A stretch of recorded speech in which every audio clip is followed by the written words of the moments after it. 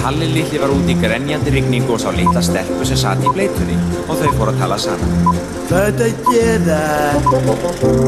Ég að baka bakíform í nokkrar bygglaða dollur og þær í með dívankorn. Landsmenn borða aldrei meira af flatbrauði en á þorranum, en mikið mál að búa til sínar eigin flatkökur? Nei, ekki það mér finnst. Mér finnst það bara mjög einfalt. Og hvað í flatbrauði? Uppistaðan rúmjöl og svo heilhveiti og svo misjafnt. Það hægt að leika sér með allt mögulegt. Ég til dæmis setti kúmen stundum í, fjallagrös og þurrefni setjum maður bara saman í skál og væti svo í með sjóðandi heitu vatni. Það þarf að vera alveg sjóðandi sko. Ég að elda mat og ég elda í pott sem eldgamalt vaskar. En þú ert einmitt alin upp við flatbrauðgerð? Já, alveg frá unga aldri. Var flatbrauði gert oft á þínu heimili? Já, þó nokkuð og oftar í gamla daga heldur en núna sko. Nú til dags, nú þetta aðalega veturnar. Mikið í kringu þorrann. Þetta náttúrulega þorra tengt sko. En aðferðirnar þær voru nú svolítið öðruvísi heldur en þú viðhefur í dag. Þú ert nú búin að koma þér upp svolítið góðri aðferð við þetta. Já, ég ger svolítið öðruvísi.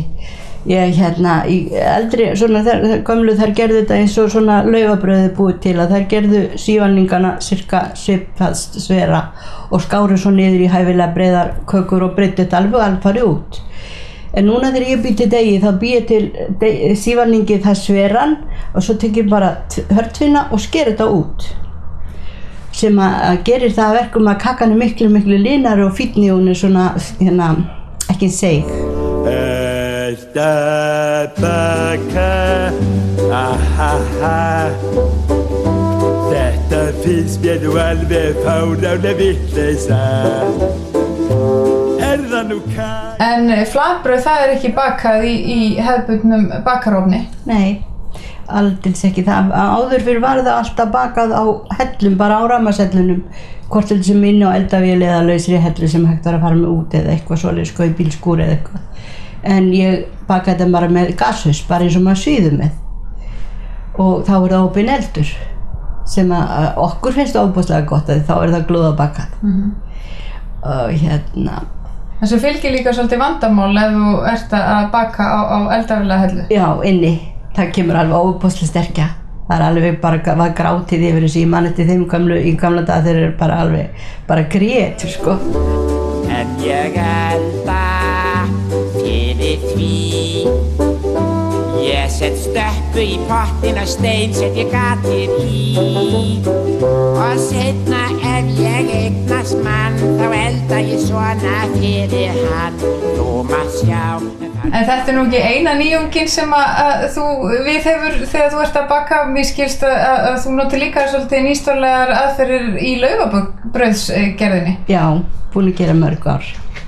Ég breiði út laufabrauð í gamalli taurúlu sem að ég bara lakkaði upp og fekk mér áskotnaðist gömul taurúla sem með svo ofboðslega flottri herslu á kefnin saman þannig ég næði þessu alveg allir jöfnu og fínu. Og en það tók tíma sinna að þróa það upp sko. En virkar vel? Já, tókst vel. En fyrir þá sem vilja prófa að gera eigið flatbrauð og að gera það í fyrsta sinn, ertu með einhver góð ráð fyrir þá? Eitthvað sem verður að passa sérstaklega vel upp á? Skoða bara uppskriftir og þróa þetta svo áfram og passa bara að væta sæmilega vel í því, gera það ekki of hart. Það þarf að vera æfilega gott og mikið vatn í þessu, þá verður það linar og fínar og bara þróa þetta áfram. Þú maður sjá, en farðu svo frá, því ég að elda.